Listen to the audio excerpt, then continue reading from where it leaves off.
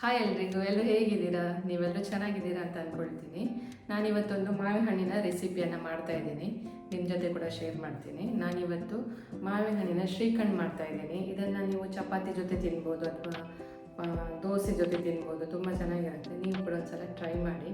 ನಾನಿವತ್ತು ಮಾಡ್ತಾ ಇದ್ದೀನಿ, ಟೇಸ್ಟ್ ಮಾಡಿ ಕೂಡ ನಿಮಗೆ ತೋರಿಸ್ತೀನಿ.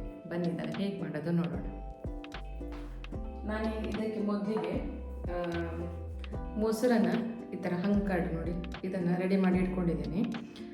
ಇದನ್ನು ರೆಡಿ ಮಾಡಿ ಇಟ್ಕೊಳ್ಬೇಕು. ಫಸ್ಟಿಗೆ ಮೊಸರನ್ನು ಒಂದು ಬಟ್ಟೆಯಲ್ಲಿ ಹಾಕಿ ಅದನ್ನು ಸ್ಟ್ರೈನ್ ಮಾಡಬೇಕು. ಈ ಥರ ನೋಡಿ ಗಟ್ಟಿ ಮೊಸರು ಸಿಗ್ತದೆ ನಿಮಗೆ. ಆವಾಗ ಈ ಥರ ನೋಡಿ ಬೆಣ್ಣೆ ಥರ ಮೊಸರು ಬರ್ತದೆ ನೋಡಿ, ಈ ಥರ. ಇದನ್ನು ಇವಾಗ ಸೈಡಿಗಿಡೋಣ. ಮಾವಿನ ಹಣ್ಣನ್ನು ಕಟ್ ಮಾಡಬೇಕು. ಮೊದಲಿಗೆ ಮಾವಿನ ಹಣ್ಣು ಕಟ್ ಮಾಡೋಣ. ಈ ಗಟ್ಟಿ ಮೊಸರು ಮಾಡುವಂಥ ವಿಡಿಯೋ ಕೂಡ ಹಾಕ್ತೀನಿ ನೋಡಿ.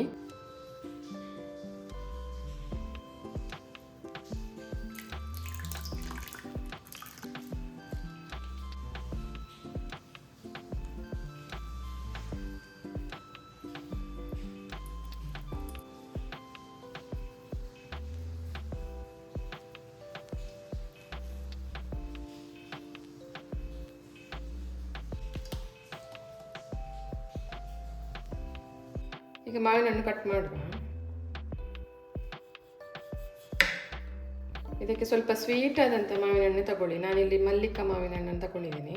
ಇದು ಸ್ವೀಟ್ ಬರುತ್ತೆ, ಚೂರು ಸಹ ಹುಳಿ ಇರೋದಿಲ್ಲ ಇದು. ಒಳಗೆ ಕೂಡ ನೋಡಿ ಎಷ್ಟು, ಒಳಗಡೆ ನೋಡಿ ಎಷ್ಟು ಚೆನ್ನಾಗಿದೆ ನೋಡಿ. ಇದನ್ನು ಹೀಗೆ ಕಟ್ ಮಾಡುವ.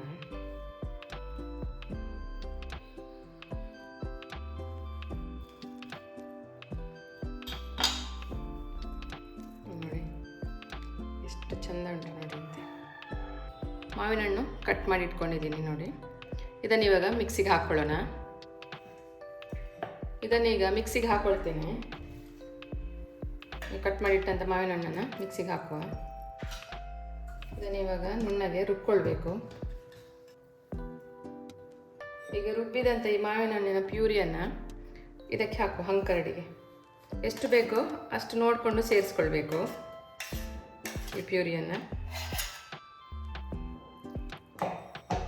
ಇದನ್ನೀಗ ಚೆನ್ನಾಗಿ ಮಿಕ್ಸ್ ಮಾಡ್ಕೊಳ್ಬೇಕು. ಇದನ್ನಿವಾಗ ಸರಿ ಮಿಕ್ಸ್ ಮಾಡಬೇಕು. ಹೀಗೆ ನೋಡಿ, ಈಗ ಸರಿ ಮಿಕ್ಸ್ ಆಗಿದೆ ಇದು ಮ್ಯಾಂಗೋ ಮತ್ತು ಗಟ್ಟಿ ಮೊಸರು. ಈಗ ಇದಕ್ಕೆ ನಾನು 2 ಚಮಚದಷ್ಟು ಸಕ್ಕರೆ ಹಾಕ್ಕೊಳ್ತಾ ಇದ್ದೀನಿ.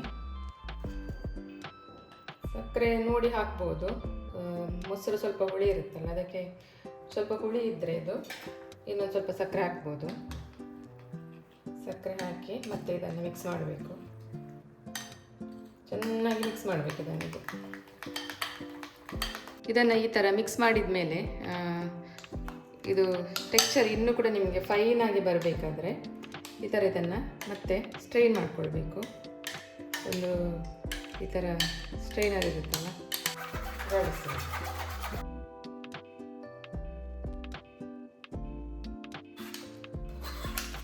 ಗಾಳಿಸ್ಕೊಂಡೆ.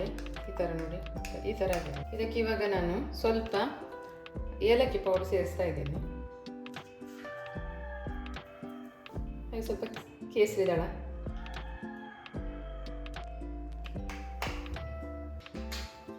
ಇದನ್ನೊಂದ್ಸಲ ಮಿಕ್ಸ್ ಮಾಡಿಕೊಂಡ್ರೆ ಆಯಿತು.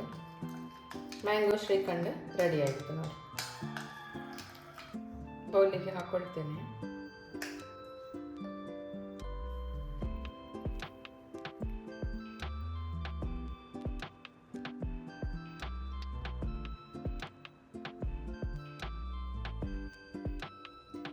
ಫೈನಲಿ ಮ್ಯಾಂಗೋ ಶ್ರೀಖಂಡ ರೆಡಿಯಾಗಿದೆ.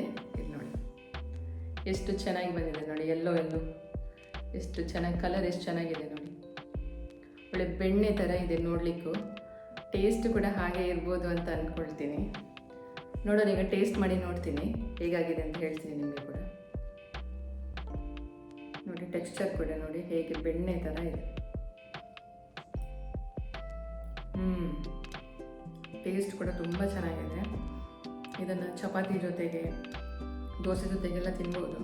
ಇದನ್ನು ಫ್ರಿಜ್ಜಲ್ಲಿ ಸ್ಟೋರ್ ಮಾಡಿ ಇಡ್ಬೋದು ಸ್ವಲ್ಪ ದಿವಸ, ಏನಾಗೋದಿಲ್ಲ. ಟೇಸ್ಟ್ ಅಂತೂ ತುಂಬ ಚೆನ್ನಾಗಿದೆ. ನಾನು ಇದಕ್ಕೆ ಕೇಸರಿ ಹಾಕಿದ್ದೇನೆ, ಅದರ ಫ್ಲೇವರ್ ಕೂಡ ಬರ್ತಾ ಇದೆ, ಮ್ಯಾಂಗೋ ಫ್ಲೇವರು ಮತ್ತು ಕೇಸರಿ ಹಾಕಿದ್ದೀನಿ ಅದರದ್ದು ಫ್ಲೇವರು ತುಂಬ ಚೆನ್ನಾಗಿ ಬರ್ತಾ ಇದೆ. ಮತ್ತು ಕರ್ಡ್ ಇದಕ್ಕೆ ಒಳ್ಳೆ ರಿಚ್ನೆಸ್ ಕೊಡುತ್ತೆ. ತುಂಬ ಚೆನ್ನಾಗಿದೆ. ನೀವು ಕೂಡ ಒಂದ್ಸಲ ಮಾಡಿ ನೋಡಿ. ಮಾವಿನ ಹಣ್ಣು ಸೀಸನ್ ಮುಗಿಯೋದ್ರ ಒಳಗೆ ಏನೆಲ್ಲ ಇದೆಯೋ ಐಟಮ್ ಇದು ರೆಸಿಪಿ, ಮ್ಯಾಂಗೋ ರೆಸಿಪೀಸ್ ಮಾವಿನ ಸೀಸನ್ ಮುಗಿಯೋದ್ರೊಳಗೆ ಮಾಡಿ. ಇಲ್ಲಾಂದರೆ ಮತ್ತೆ ಮಾವಿನ ಸೀಸನ್ ಮುಗಿದ್ಮೇಲೆ ಏನು ಮಾಡಲಿಕ್ಕೆ ಆಗೋದಿಲ್ಲ.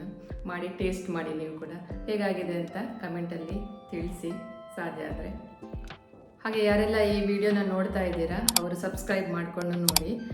ಹೊಸ ಹೊಸ ರೆಸಿಪಿಗಳು ಬರ್ತಾನೆ ಇರುತ್ತೆ. ಹಾಗೆ ಹಿಂದೆ ಕೂಡ ನಾನು ತುಂಬಾ ರೆಸಿಪಿಗಳನ್ನು ಚಾನಲಲ್ಲಿ ಹಾಕಿದ್ದೀನಿ, ಅದನ್ನು ಕೂಡ ನೀವು ನೋಡ್ಬೋದು.